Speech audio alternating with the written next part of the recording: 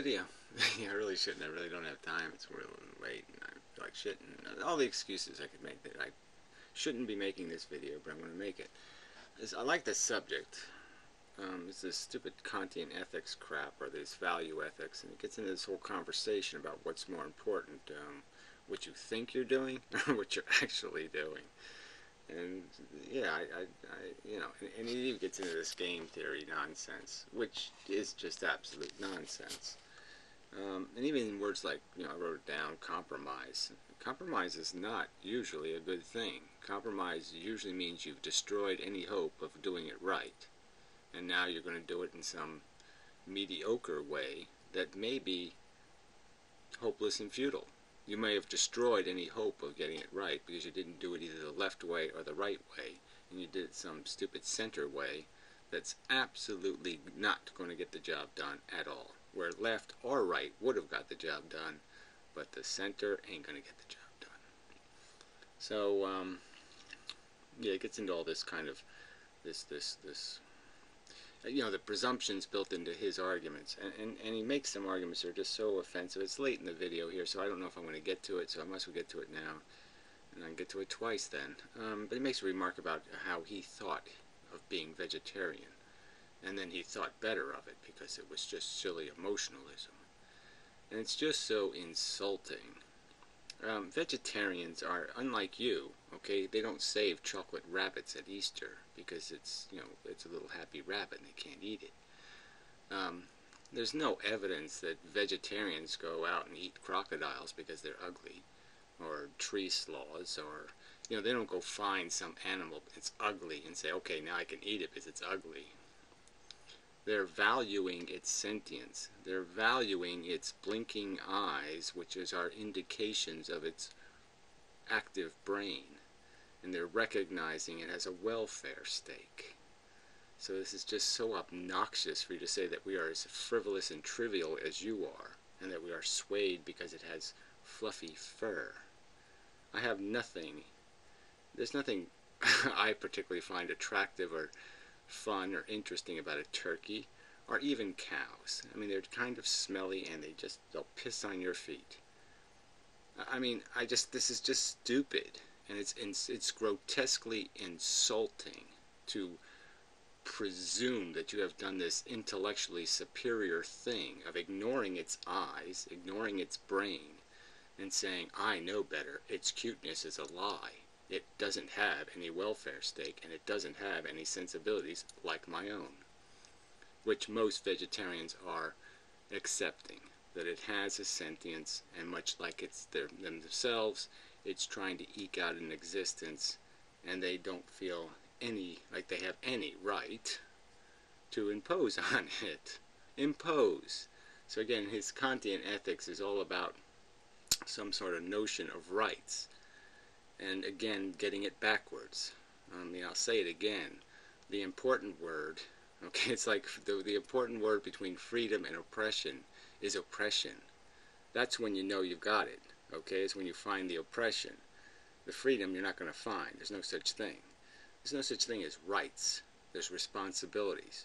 So it's not like homosexuals have rights. No. You have a responsibility not to impose on somebody in some irrational way because you don't like what they're doing. It's none of your fucking business. They should have to not assert any right, because the assholes violating their dignity are the ones who have committed the wrong. They're the ones who don't have the right, okay, to say I'm going to interfere with that person's life for absolutely no good reason except some delusional God in my head told me so. That's when they violated the right. They violated their responsibility not to impose on somebody else without good reason. And they don't have a good reason. Delusional God, not a good reason. Anyway, we'll start about 7 minutes in, I think. I think that's the number I thought was where things started to get a little tiny bit interesting. I've talked along these lines before. Singular person in a universe has no issues of what as he wishes. So does as he wishes is somehow, that means it's still ethical or it's still right. Obviously somebody who's stupid can do as they wish, and they're not doing something constructive or productive, and it would be rational to judge what they're doing to be inefficient or nonsensical. So if the one individual happened to be a little bit retarded, and what they did all day was ram their head into a brick wall, and cause bloody suffering on the, to themselves, it could still be declared that this person has violated rationality or sensibility, has committed a crime against their own sentience, in that they have harassed their body with their stupid psychology. So again, they still could be convicted of a crime per se of torturing themselves because they're too stupid to do better.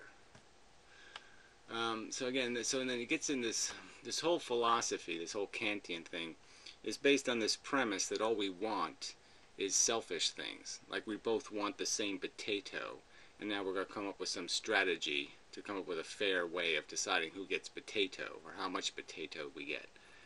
And that's not what people battle over ethics. Ethics are about not only what we personally want, but what we ideologically understand to be good and bad. And certainly sensible people would also include the future in those calculations. As much as I hate human beings and have absolute contempt for them, I know that most human beings, if I offer them $50 to roll barrels of dioxin into the Great Lakes, they'll say, no thank you, I really don't want that on my conscience. They'll realize that the crime against the future is too great for their personal gain. And they'll gain nothing from rejecting the $50. There's no personal interest. They'll just know that, yes, that's just going to cause a whole bunch of unnecessary harm that I'm smart enough to figure out that would be bad.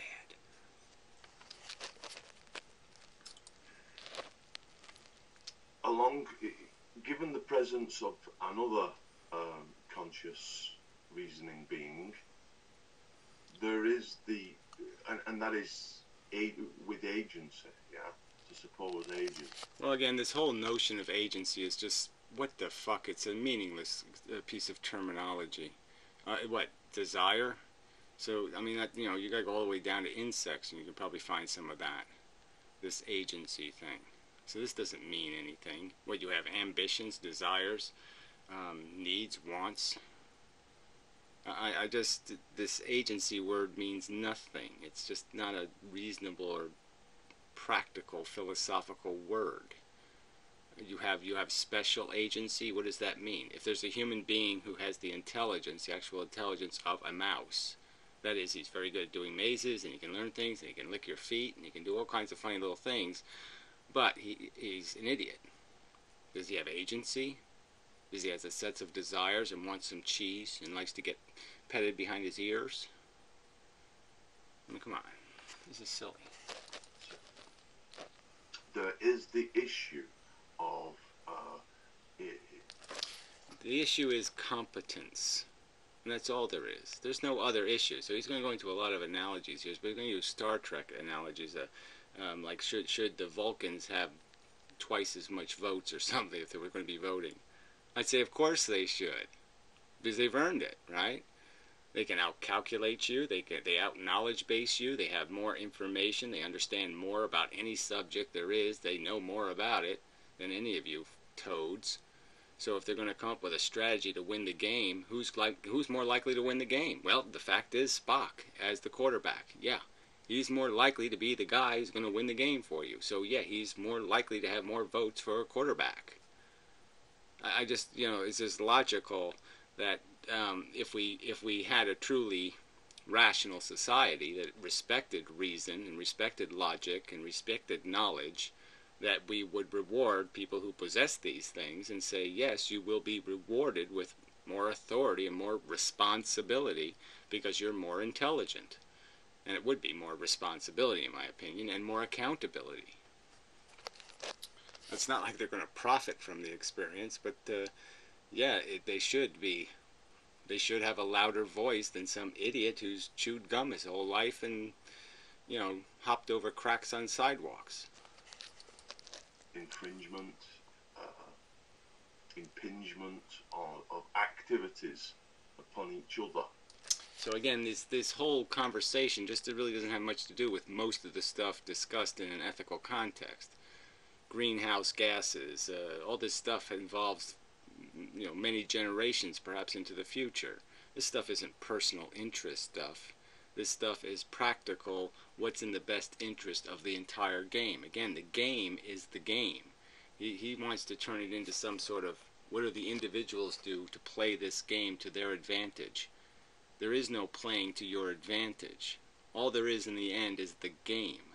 We have to, I'll make the argument, it's fundamentally irrational for you not to think of yourself as a member of a colony, like an ant, and that it's your job to do what's ever in the best interest of the most ants possible, because all the ants are essentially the same. We're all paper bag ants. We're all pawns. We're all indistinct in every important aspect, and what in the aspect of how we feel.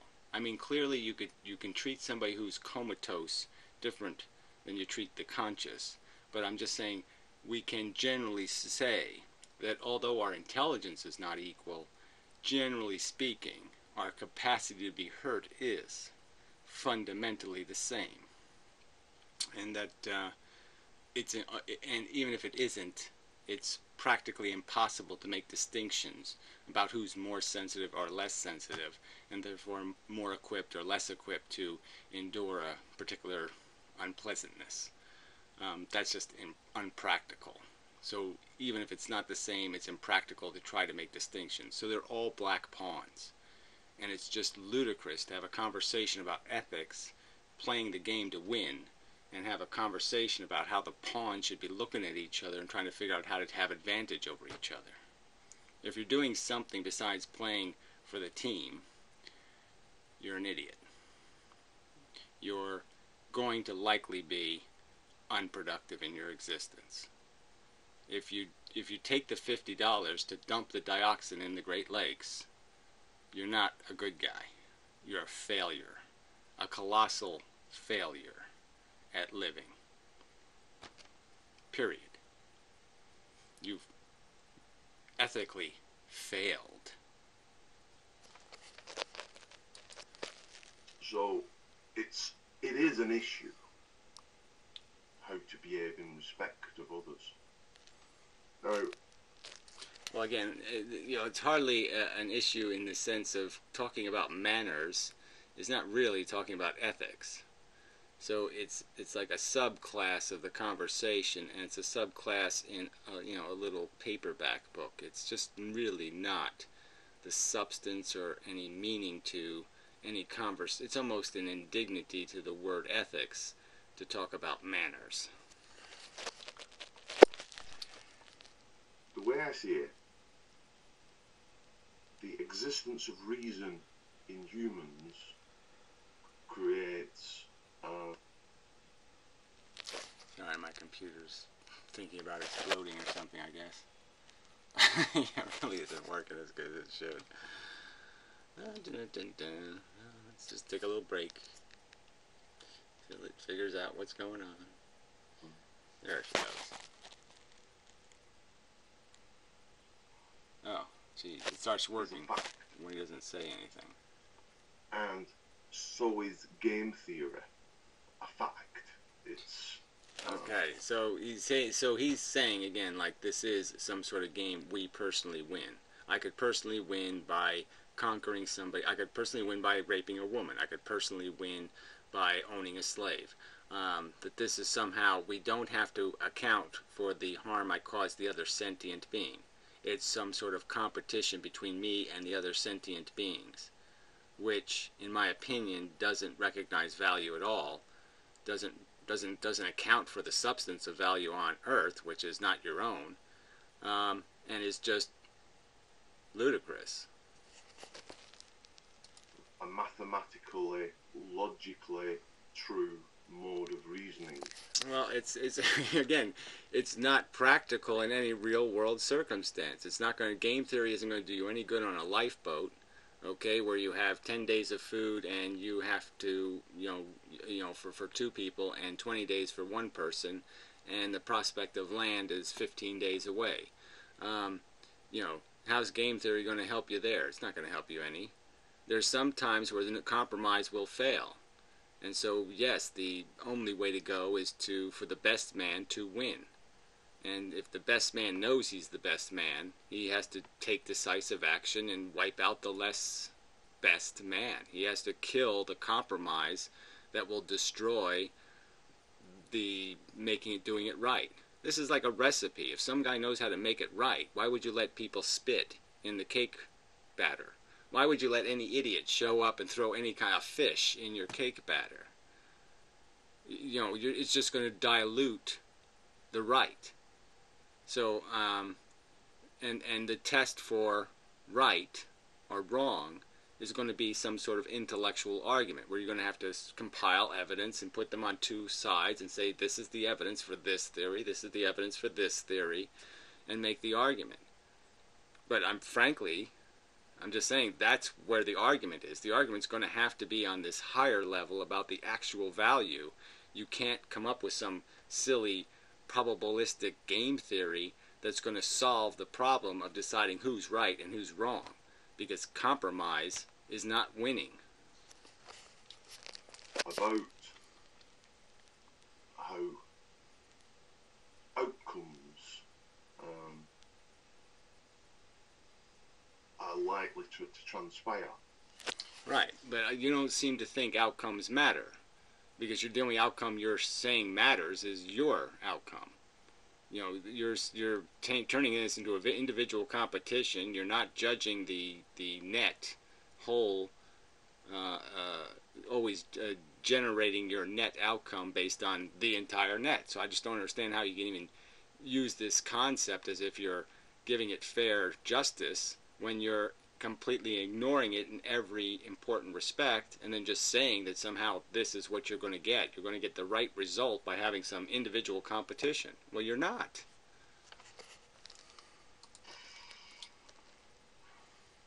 There's a great guy, I'm sure if you search game theory on YouTube, does lots of great introductory playlists on basic game theory and basic two-player games, constructing a little 2x2 matrix. So again, like, this is what's really going on. That really the objective shouldn't be what is the most efficient solution to the problem. No, the game should be me against you. I'm sorry, it just doesn't. To me, that's not the definition of ethics. You already committed an ethical crime when you haven't recognized that the goal is to score the goal. All right? You can only do that as a team. Well, then you know that that's the role you got to play. That's your obligation. Understanding the payoffs in various scenarios. Well, there's no payoff using game theory against the Vulcan. I'm just saying that if the Vulcan loses, you lost, because the Vulcan's probably right. Talking about Nash equilibriums, I don't know if this is a general statement, but it's certainly generally true in one respect, but I can't recall it. But like, there's always a Nash equilibrium, at least one, sometimes there'll be more.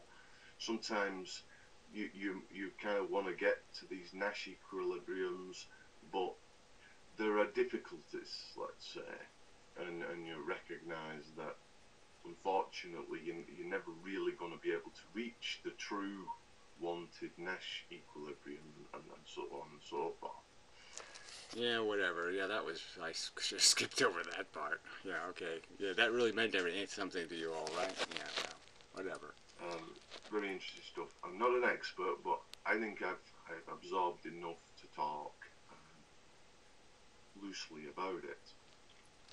Yeah, whatever. Nihilist theory, right? I mean, again, this is just this is theory. This is life theory for the solipsistic lunatic. Yeah, whatever. And to loosely see the insight, one of the principal underpinnings in the assumption of game theory is that you recognize the other person is equally rational. Right. Now, does that make any sense to you? That there's any such real-world circumstance where the other person is equally rational? Has it ever occurred to you to walk up to somebody and you say, gee, this guy's equally rational to me? I mean, has that ever happened to you? It never happened to me in my life. Okay? I've either been impressed with somebody, well, maybe, or I've been unimpressed. And, yeah, that's the flavor it comes in. They don't come in, oh, yeah, that guy's just equally rational. No. It's an assumption that he has it also. It's kind of an assumption that inmendham are. Yeah, well, whatever. See, this is the bizarre part, right? He thinks there's equal rationality, but he doesn't think there's equal sentience. He won't concede that, yes, for all mammalian brains, nail and eye sucks. He won't say that statement. But he'll say, oh, yeah, all humans are equally rational. I would guess, understands and buys, this, and I say, in this singular assumption of game theory, where you assume the other person is also reasoning, able to reason, and therefore able to conceive of the game theoretic implications. So again, this would require the person to have the same ambition, right? You'd have to be they'd have to be chasing the same potato you're chasing, to be playing the game just like you're going to play it. They'd have to want the same exact thing. Who have you met anybody in your life who wants exactly what you want? Come on. I mean, again, it's just totally useless as a blueprint for human interaction on planet Earth. It'll offer you nothing. This idiotic idea that somehow I'm going to assume the other guy's thinking the same thing I'm thinking. It's just nonsense. Again, because you almost became a vegetarian because you thought animals were cute. You assume that everybody else becomes a vegetarian because animals are cute? I mean, sorry, that's a silly assumption. I mean, again, I didn't, I wasn't long on this earth when it came to me to realize that the future is something that's out there, and that what you do now will change what happens in the future. I mean, that occurred to me. And it occurred to me that the future is a really big thing. The future goes on and on and on and on and on. And so something you break in the future, that brokenness can, that broken wheel can be bouncing the wagon for a long, long time. And so people can have that as their ambition. That's the potato they're after. You're after some stupid potato on your plate. Well, the other people are after something entirely different. So even if you were equally rational, it wouldn't matter because they are using their rationality to plan for the future, not now.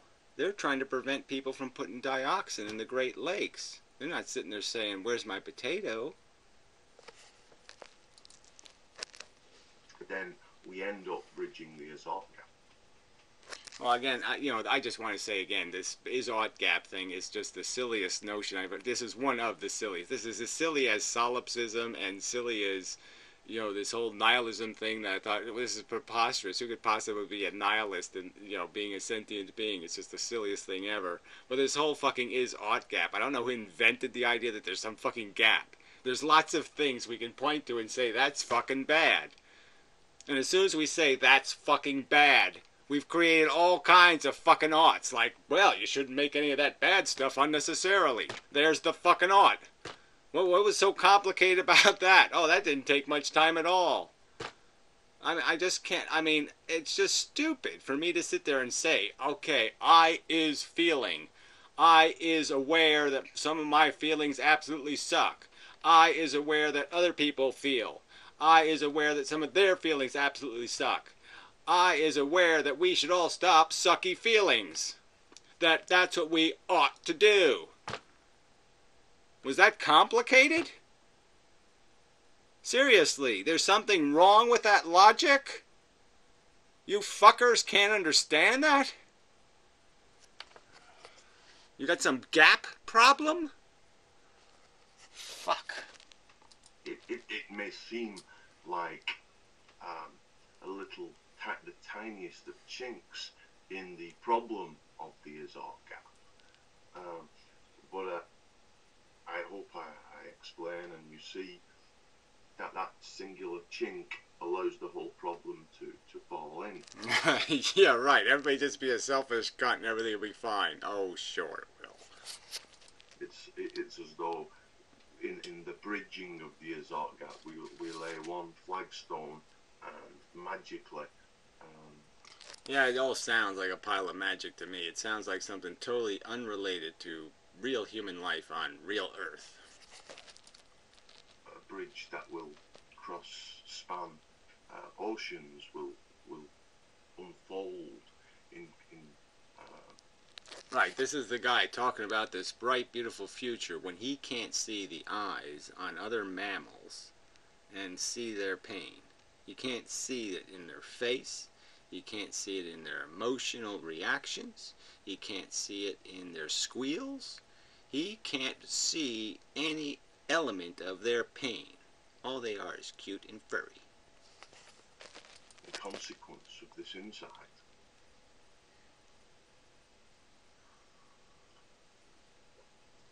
Yeah, some insight, right? I mean, really, he doesn't have the insight to know what mammal is. He doesn't know what a mammalian brain is. And he doesn't recognize that feelings happened a long time before mathematics. Long time before we had vocabulary words. Long time before that, things were feeling. And it mattered. It didn't start mattering because we went 2 + 2 = 4. That's not when our feelings started to matter. Fuck. So this is with two people. You have this game theoretic necessity to grant him. Okay, so again, this to me it's just so is so unrelated to reality. You have these two people as if there's only their personal needs and there's no other agenda beyond that. They none of them see any further than that. It's, you know, you talk about like I said, I hate human beings, but even I wouldn't profile most human beings as being that superficial. Understand, to use game theory to work out the consequences rationally, that he is as rational as you, and he is going to make the same rational choices that you would in his shoes.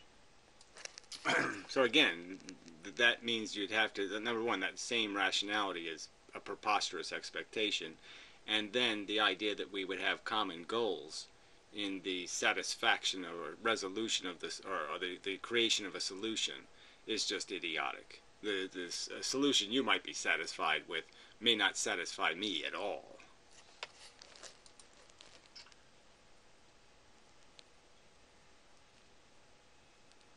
This is the underpinning assumption that we've made, that there be no two rational bodies, and we want to know how the engagements and interactions are going to go. Now, so again, is this a useful premise? He's repeated over and over and over again. This is some sort of premise, and is it an acceptable description of reality, that there are two equally rational bodies? Is this a reasonable premise? It would be rational or reasonable or logical of me to say, oh yes, I find that a perfectly acceptable description of human reality. No, come on. Not even close. Even though I'm imbued with rationality or capability for rationality, as Kant would say, it doesn't mean I'm going to use it. I could be acting irrationally and decide I'm special and I'm born to conquer the world and the universe, and I'm going to... Well, I know, but if you just said you were equally rational, then you would already anticipate that you had some silly notions like that. So now you're just basically saying, well, you're rational until you're on your period. And if you're on your period, well, then you'll do something irrational. So now you're just describing an irrational aberration that may take place. So now we are changing the scenario. So yes, you presume they're irrational, and then you recognize that, oh, wait a minute, I'm often on my period and do something incredibly silly.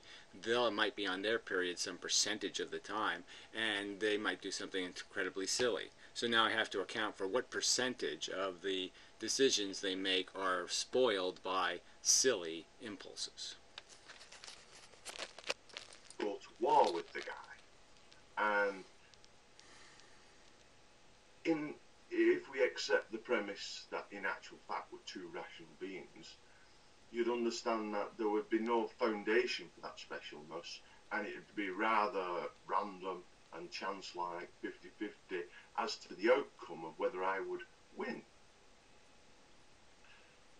So, if you endorse rationality as the best course, and having rationality, Yeah, well, and using rationality... so again, you've just pointed out, you've just given an indication of something more realistic, which is that people aren't consistently rational.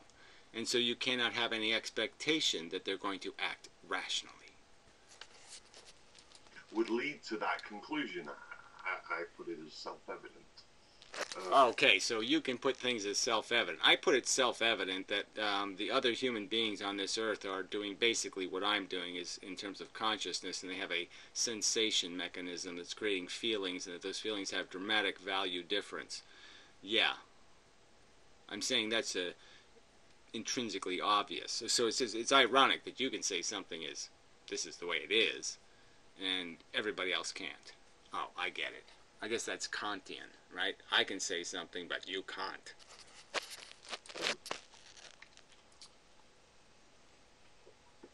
You understand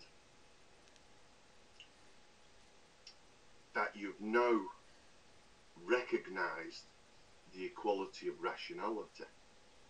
So he said it again, right? I mean, does that really sit with any... Well, look, okay. I haven't reloaded this video, so when it had 42 videos, there was only one like. So I think, obviously, people are saying, wait a minute, I don't like that too much. That doesn't sound right. Let's grow this concept and consider not just one, but two. Cat just told the dog off. But three, and a whole community, a whole world of rational agents. Rational agents, right. Rational agents working for who? For themselves? And that's supposed to be rational? I'm supposed to be, like I said, in a game where I cannot deny the equality of all the pawns. You're like saying that if I was in the army and I was a grunt, that I should actually maneuver other guys. You know, I should try to manipulate it so other guys are always in the lead and they're always getting shot. Because I shouldn't take my turn.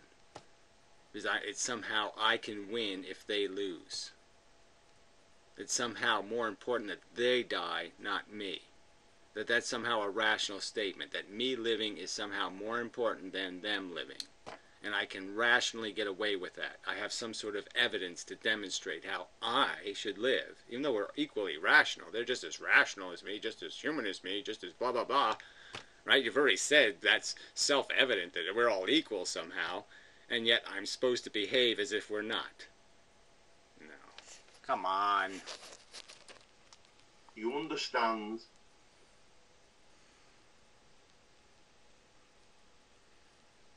I think that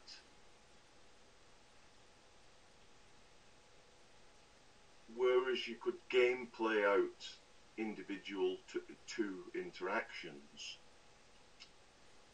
there's a necessity to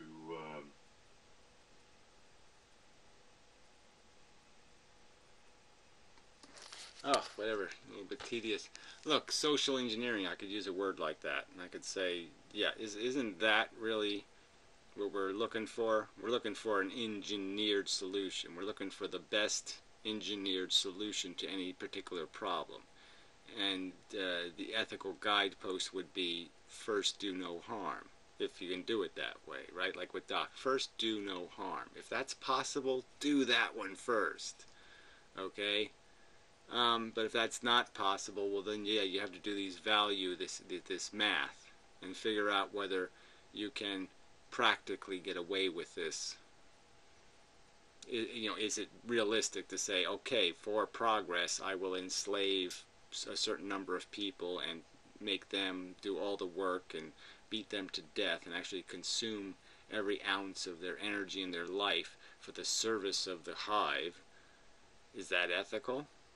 I mean, in the end, it serves the hive. I mean, the hive profits, but can that be done for the sake of profit? I mean, you're not going to get to any of these questions with this weak tool, this weak Kantian, everybody tries to play fair. No, it's not just about playing fair, it's about playing smart. It's about finding the best solution, not the fairest solution.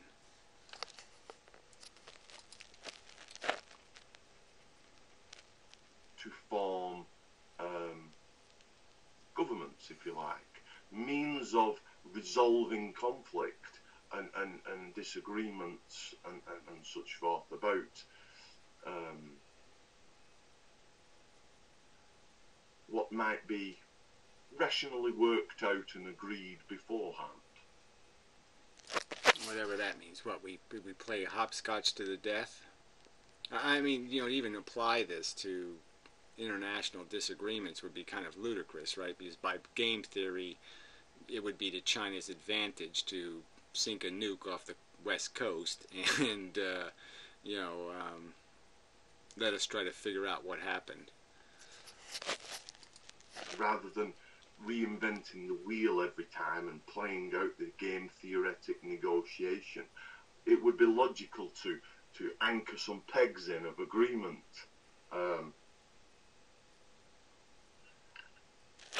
Yeah, agreement to what? Again, that we're not gonna go to Vulcan and try to get the right answer.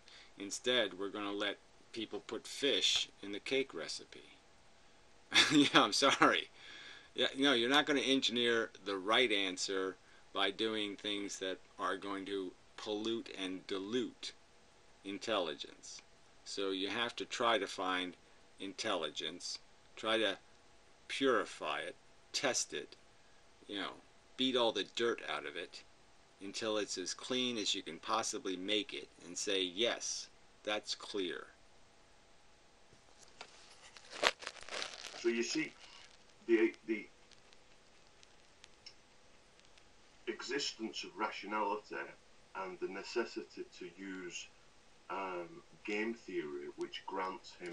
Well, again, see, this existence of rationality, I mean, it's not even a really good word, right? Because we should be saying something that knowledge or intelligence, some kind of qualified rationality. Because rationality, like logic, it's a good word, but you got to be careful whether you're talking about logic applied to misinformation. So, I mean, somebody can be logical and ignorant, and that's a problem. So you're going to have some qualification to go with the word rational or logical. And it's going to have to be some kind of qualification that comes with a word like informed, qualified, up to the job. Equal respect of understanding his own rationality to understand how the gameplay will work out.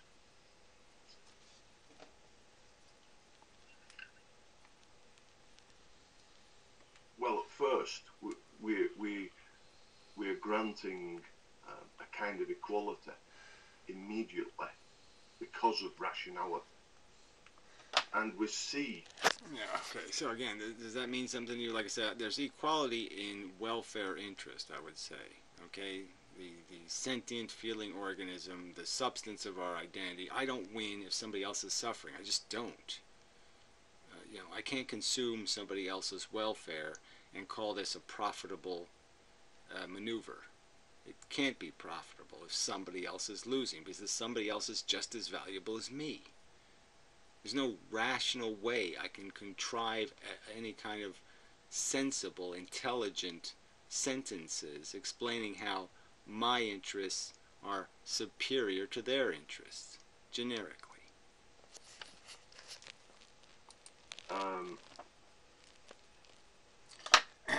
And I mean interest not in their particular manner. I mean interest in the overall manner of not being abused or harmed or hurt or cause suffering.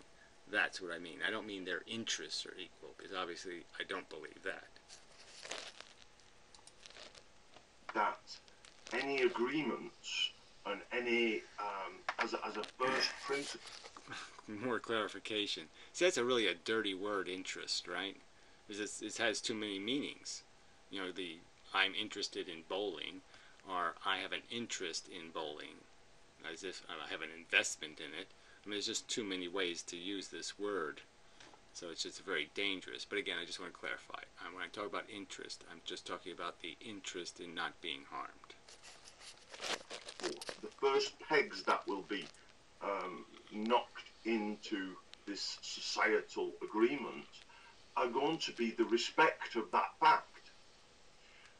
And no agreement.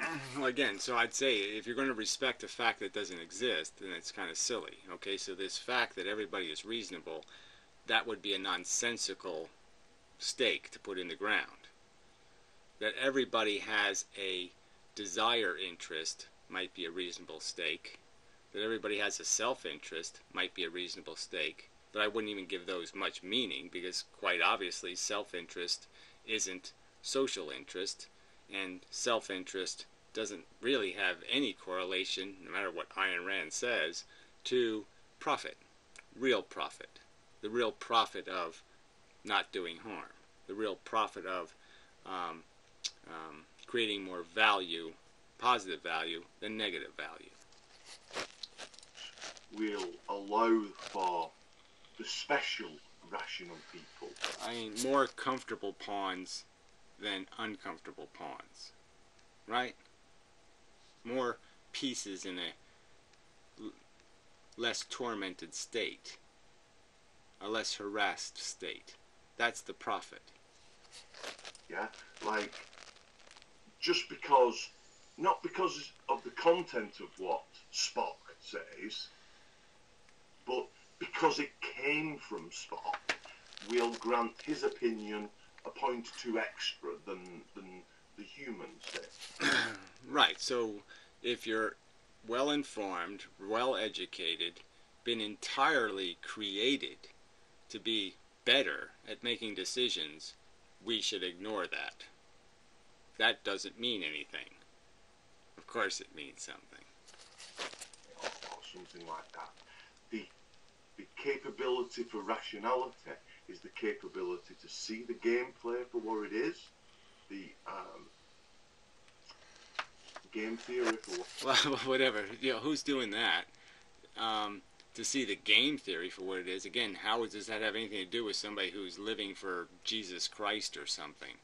And so his ambitions are entirely different. So why would he be playing the game the same way I'm playing the game, when he's valuing something entirely different than me? So even if you said we were equally reasonable or equally rational, the fact that we have fundamentally different definitions of what's valuable are going to mean we're not going to play the game the same way. Or it is. And to understand that they would never sign up for something which immediately was of detriment to them at such a fundamental level as to accept that I am innately inferior and that my representation is innately to be So the ignorant shouldn't be modest or humble in the face of intelligence. The ignorant with his fish should just say, I know cake, buddy, and even though I've never tried fish cake, this is the way to go. Plop. We should just let the idiot throw his fish in the cake. attracted from.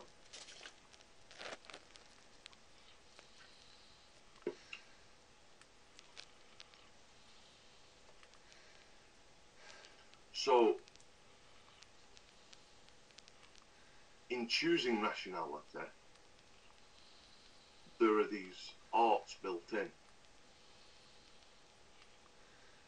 to say. Yeah, right. Built in how? So I mean, I'll just play your game. Prove it. How are they built in? How? Prove it. Prove they're built in. Show me a built in. There isn't. To say, I'm not going to grant him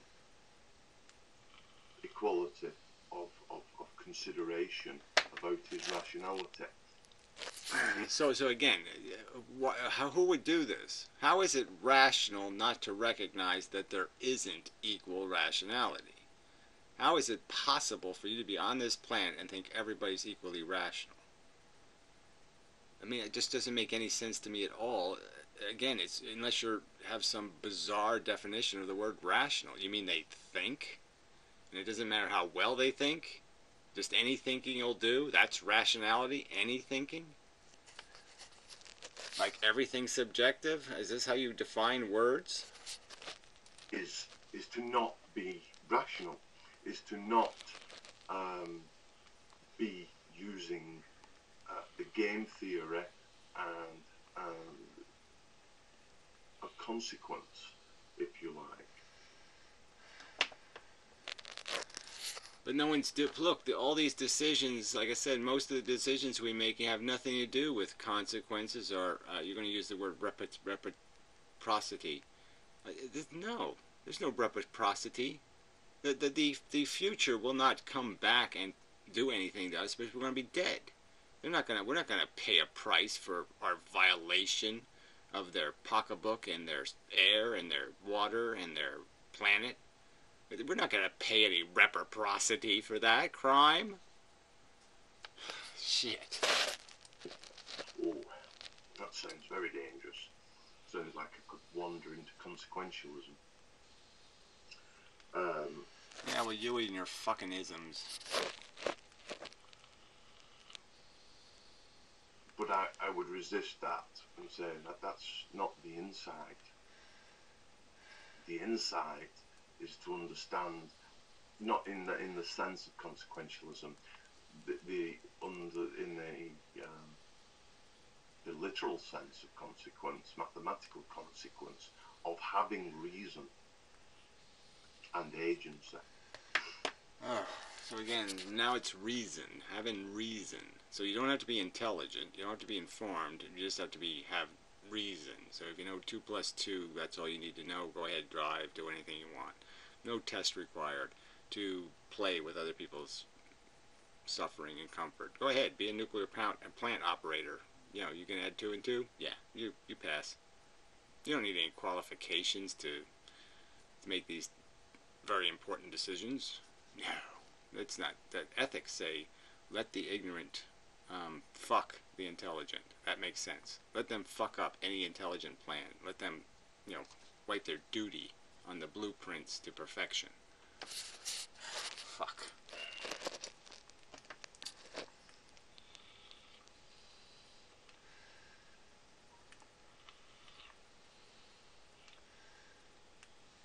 Is that enough?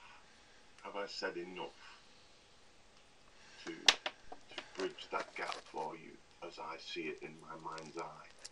Yeah, well, whatever. I guess what you're seeing, again, is just some sort of game theory, some sort of game you're playing where you think you can actually win by consuming something else's pain and suffering, by using them up, by abusing them, by causing them harm. You can win.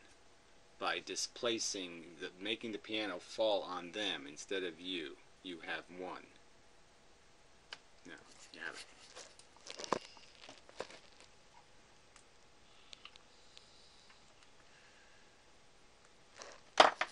I mean one in the ethical sense. So let's understand again, ethics, to mean anything, has to be a superior solution, the superior solution, the better solution, the best solution, that kind of thing. That's ethics. The lesser solution cannot be the ethically correct solution. In my mind's eye, it's very clear.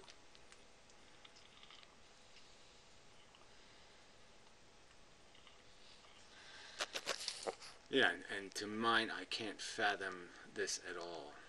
I don't understand your obnoxious arrogance holding this nothing, this this sack of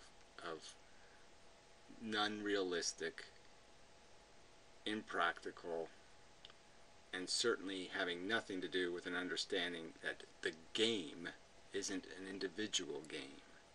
The game has to be seen as a complete net game because all of the pawns are real. It's not a solipsistic world. The world isn't you and everything else is a projection. That's not the reality. The reality is they're just as real as you. Their welfare is just as important as yours.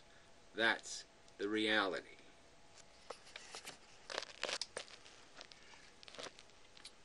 From that game theoretic position, I guess, it is intuitively obvious that you get some of the kind of notions that inmendham appeals to, but on a inmendham appeals to it without what I'm suggesting as a game theoretic reason motivation, insofar as like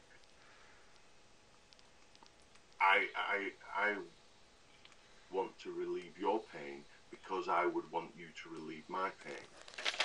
That reciprocity. Exactly. So, exactly. Again, now how would the future do that? How would the future give me something back? It can't give me something back. The only back I get is the knowledge that I have saved them a harm by not taking the $50 to dump the dioxin in the Great Lakes. I'm not going to get any reward. I'm just going to be out $50.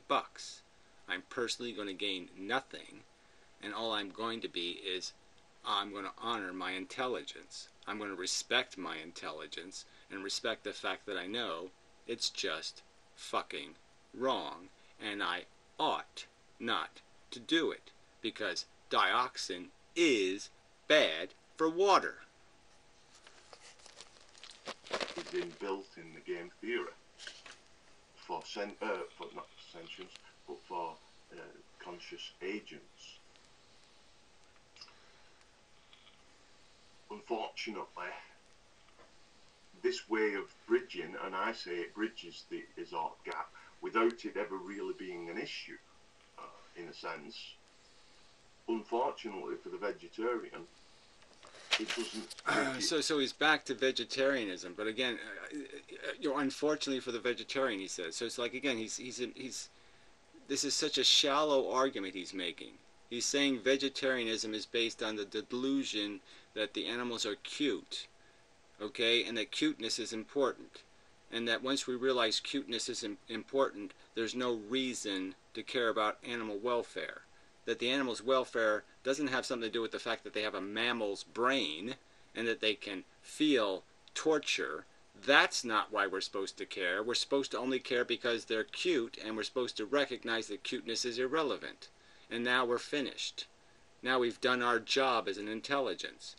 And that is the most preposterous mischaracterization of logic that is so fucking obnoxious for you to sit on some superior toilet and talk such rubbish about the motives or intentions or intelligence of vegetarians.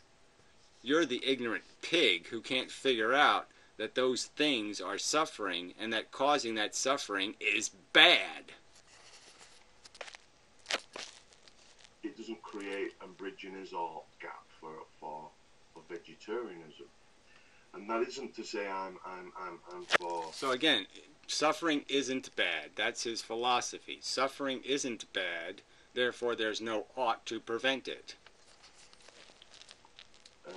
And meaning to lambast. Let's remember too, this is called unnecessary suffering because you can live perfectly satisfied, comfortable, functional life without causing the extra suffering.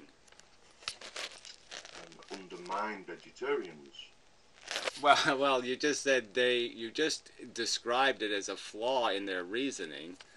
Fuck, you're just so obnoxious.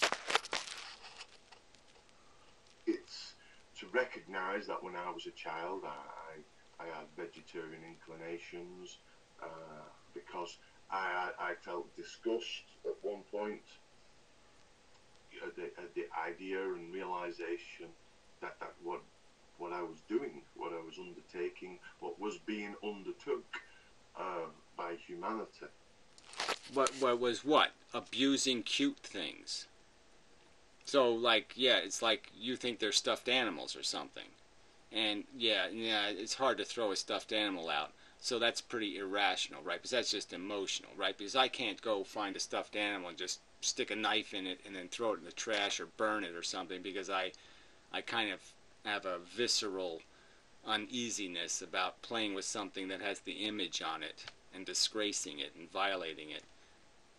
You know, it's like even if you performed a rape on a mannequin, you might still feel awful dirty. And this was an emotional, empathetic reaction. Right. So yours was an emotional, empathetic reaction that didn't have anything to do with empathy. Right? You obviously weren't empathizing, because identifying it as cute is not empathy. A newsflash. Chickens were kind of cute birds. Lambs were the ultimate cute animal. Right, so why aren't vegetarians eating crocodiles and snapping turtles and, you know, there's lots of ugly, cruddy animals, snakes, eels, you know, I can go down the list of all the cruddy little nasty leeches. Why don't we just fucking pig out on leeches? Cows were magnificent beasts. Yeah, whatever. Like what? English blue cheese? I mean, you're accusing us of subjectivity, and then you're going to say something like cows are magnificent beasts. Well, what do you mean? They piss on your feet. So on and so forth. And it was an emotional reaction.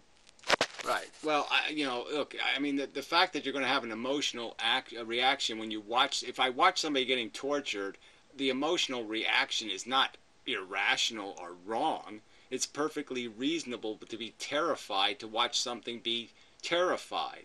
That's a rational reaction.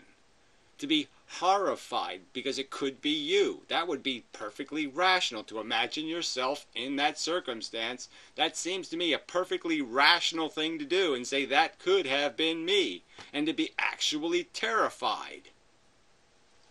What's unreasonable about that? Please explain to me, what the fuck is unreasonable about that? If I see somebody in a nursing home, you know, who's lost their mind and they're drooling on themselves and just going, blah, blah, blah, and it's just horrible, and they don't recognize anything, they're not even connected to anything, and they're just like wincing in pain, I'm not supposed to say, shit, I hope that never happens to me. That's horrible. It's disgusting. It's gross.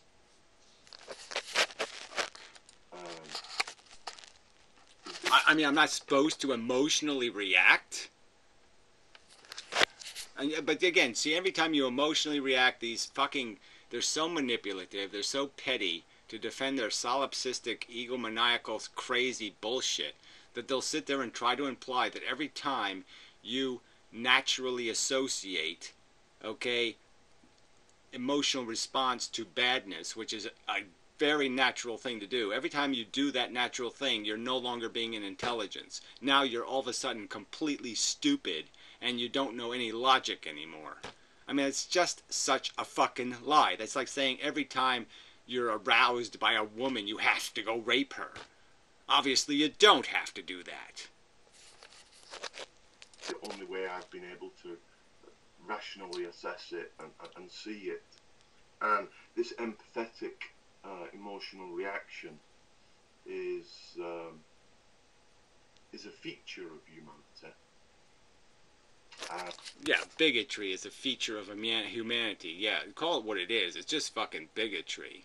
You know, that's right. We're bigoted in terms of what we sexually desire. We're bigoted in terms of the kind of car we want, or the kind of this, or the kind of... Yes, we're bigots.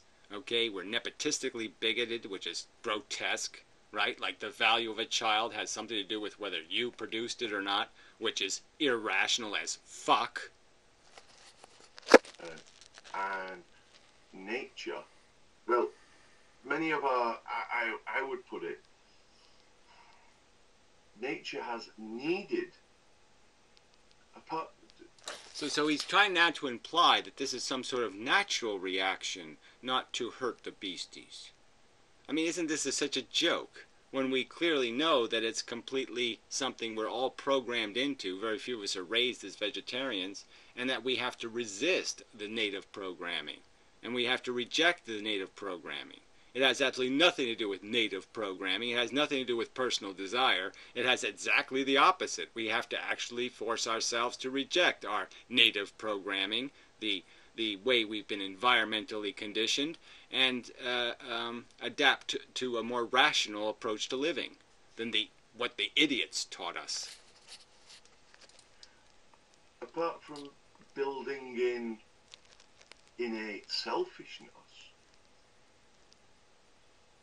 to prosper as a DNA replicating molecule, there we go. Okay, to prosper as a replicating DNA molecule. So he's telling me that this ethics, now he's going to smear Kant with that. I don't even think Kant thought that was the objective. That's fucking goddamn, what's his face with the mustache, okay? That's Nietzsche fuck shit.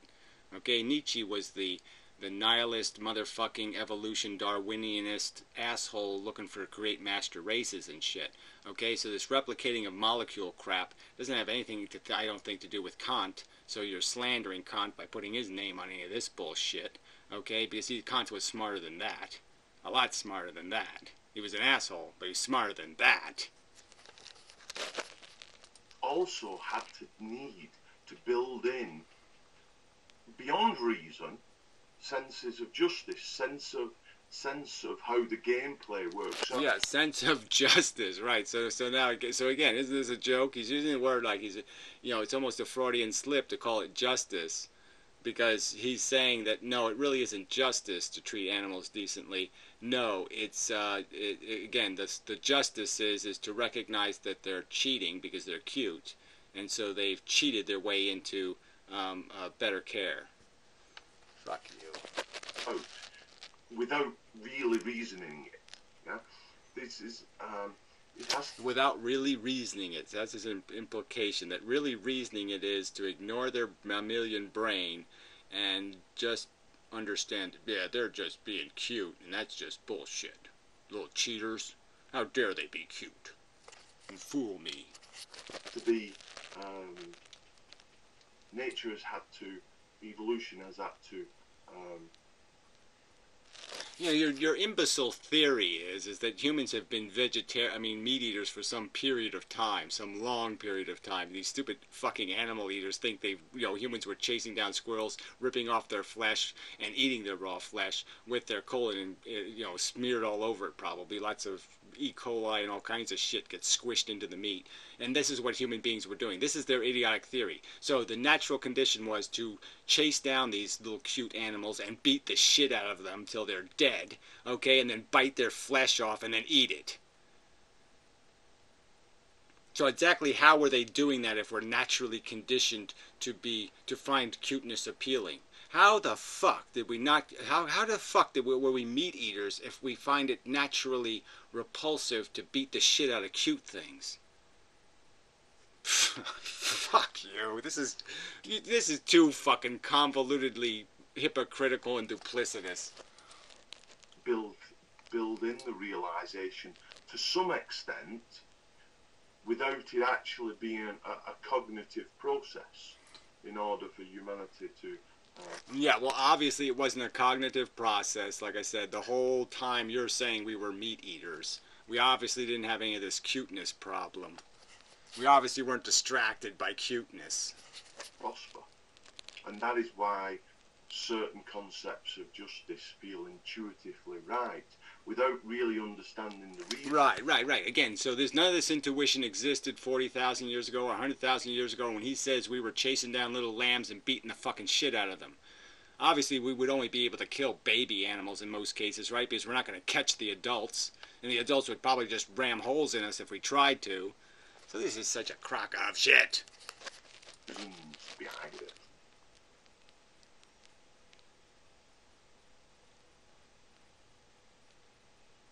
Almost out of time. Because it's the nature of the DNA molecule to find out the truth. Yeah, right. So he just talked about how the DNA molecule really doesn't have anything to do with the truth. It just has to do with personal advantage. And now he's all of a sudden saying this: the truth is personal advantage. No, the truth is something much grander and bigger than that. And the DNA molecule is out of the truth game. It doesn't give a fuck about what the truth is. It doesn't give a fuck about goddamn justice. It doesn't give a fuck about anything rational at all. Okay, it's an idiotic, moronic fucking DNA molecule, you fucking idiot. My brain is capable of seeing this shit, and you don't understand that part. That intelligence sees it. Yeah, I see things DNA molecules don't goddamn see. And the fact that you don't know that for a certainty is just makes you too big a fucking goddamn fool. To find out, in respect of itself, and as far as it can have a purpose, the truth in terms of what will prosper. And what will prosper is rationality. Oh, whatever. No, we know what would prosper it over time, okay? And it had nothing to do with rationality. It had to do with brutality. It had to do with beat the shit out of them before they beat the shit out of you, and that's the truth of it. And you're just such a fucking goddamn manipulator of reality and truth and honesty and everything to sit there and make some idiotic argument like this that the fucking DNA molecule will lead us to justice. What a crock of fucking shit.